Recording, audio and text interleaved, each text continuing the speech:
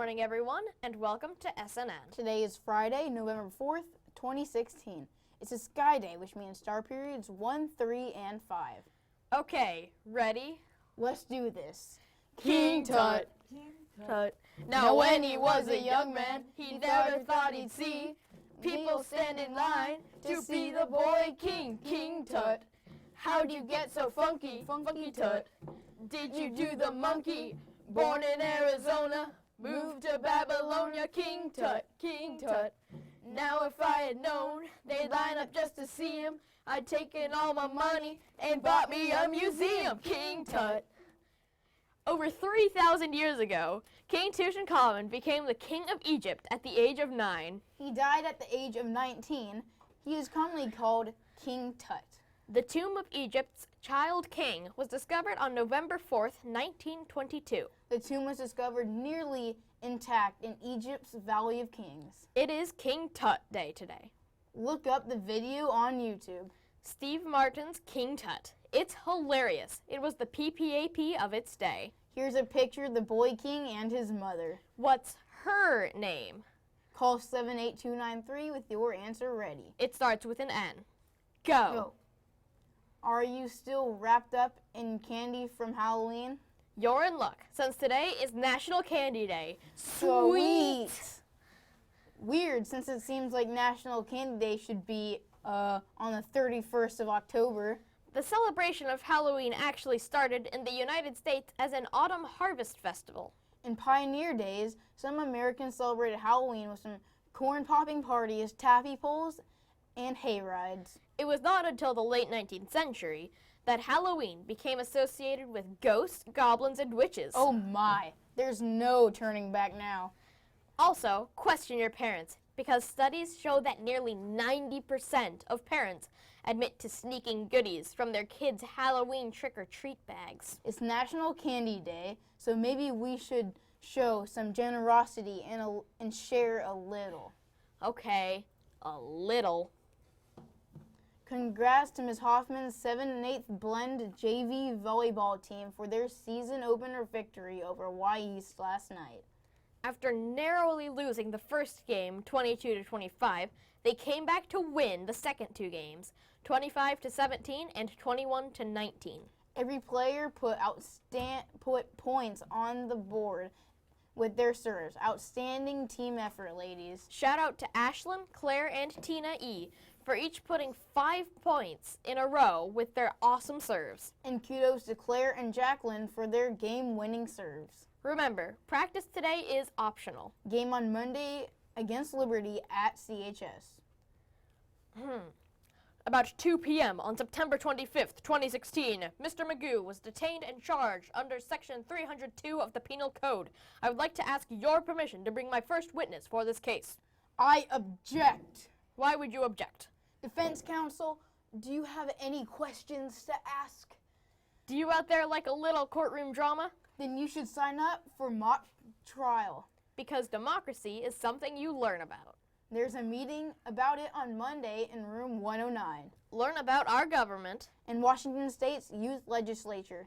If you've ever considered a career as a lawyer or thought about becoming president of the United States, this is a great way to get some real experience. Again, that's on Monday coming up from 3 to 4 in room 109. There's a flyer on the S.N.N. wall in the hall too.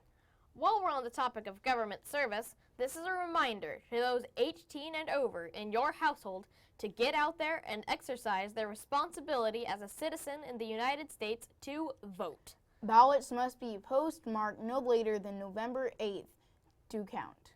There is also a 24-hour drop box located outside the downtown Camas post office on 5th Avenue. On Election Day, Tuesday, more than 30 ballot deposit locations throughout Clark County will be open until 8 p.m. Sites in Camas include Dorothy Fox Elementary School, Grace Foursquare Church, Helen Ballard, and Prune Hill Elementary School.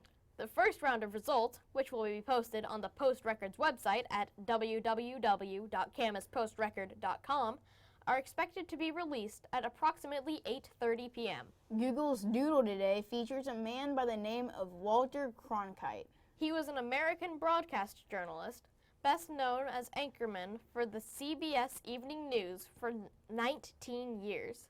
Back in the day when they only had like 3 networks providing the news.